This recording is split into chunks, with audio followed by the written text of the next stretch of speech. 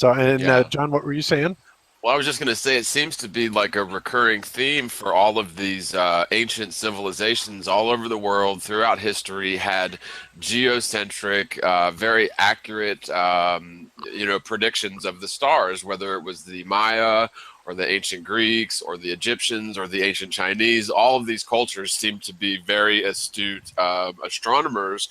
And they were able to track it. It sometimes appears as if they were able to track the heavens for tens of thousands of years, which doesn't really jive with modern science's narrative in terms of civilization and how long civilizations have been around. But it really seems like the powers that ought not be, usually headed up by Rome, tend to wipe out these cultures that preserve this sort of ancient knowledge, this ancient geocentric knowledge that's very accurate in tracking long-term celestial events.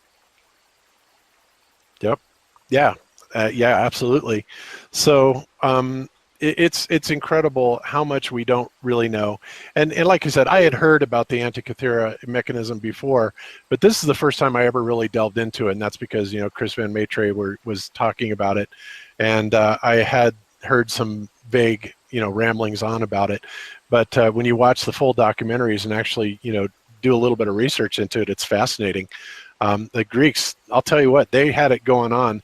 And anybody that thinks that just because it was 2,000 years ago that these people were in the dark, um, are you ever wrong? Because they probably surpassed us in several areas of engineering than what we are even at today. In fact, I'm sure they have, and I think that a lot of that has been hidden from us and is somewhere down in a Vatican archive. When they tried to suppress all this knowledge. So yeah, Well, and I love the way I that. think it's safe to say that the ancients actually had an advantage over us because they were taught how to think and how to reason, whereas modern education is more along the lines of indoctrination, where we're taught how to follow rules, read from a book, and regurgitate information. Yeah, yeah, absolutely true.